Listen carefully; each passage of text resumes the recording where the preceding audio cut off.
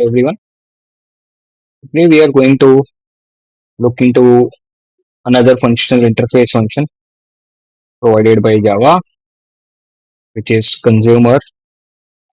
So this consumer has one input. It can be of any type T. The return type is void. It doesn't return anything. Method name is accept. It performs an operation and does not return any result. It is useful for various actions like logging, auditing, etc. A simple example is system.out.println message. Let's straight away jump into an example. This is continuation.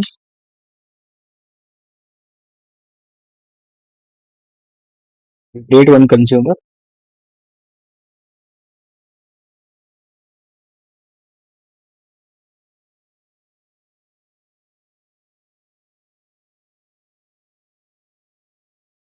This is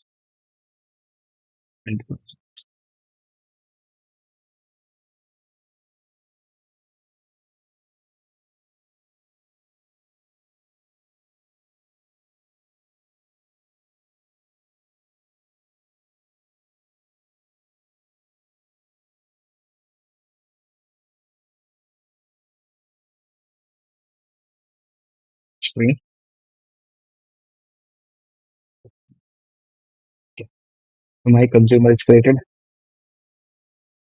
It takes input as string and it prints the value. Consumer dot accept input hello world. For example, you can see hello world here. Very simple implementation. Say I want to add one more consumer on top of this. You can easily do this using the and then.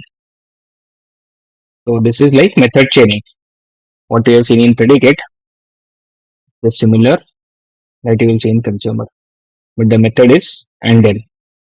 And then is the default method. So here I say simply pass a string and I'll go to this. Go to print again. Is to is print the length. Once this is done, I can call accept here. Print everyday user. So as you can see, everyday is a new day is printed plus it gives the length. The first is print consumer and it was printed.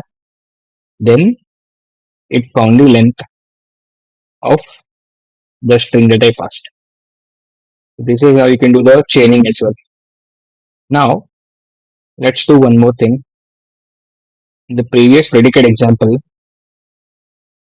I've created this method validated input where I pass the predicate and the test name and I do the test or validate basically.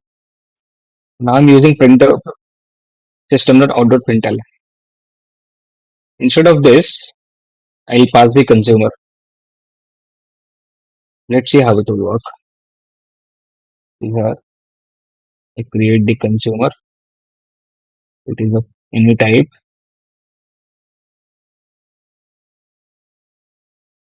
This consumer.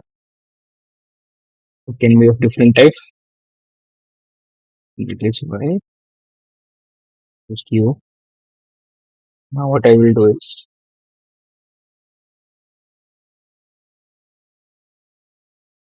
take this whole thing, it passed into to you. Just remove this one. Getting this error.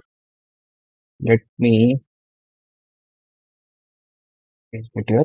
I'll directly pass the print consumer. Here I am passing the behavior to the method. Like we pass the predicate. Now this is dynamic. I can pass any kind of behavior that I want. So this is the advantage of it. So in this case, I'm trying to print. Let's see what is the output. As you can see, what we are doing through system.out.println, we was able to do it using the consumer, which I passed it dynamically. That's the advantage. Now let's change one more thing here. Let me pass this one. Let's see what happens.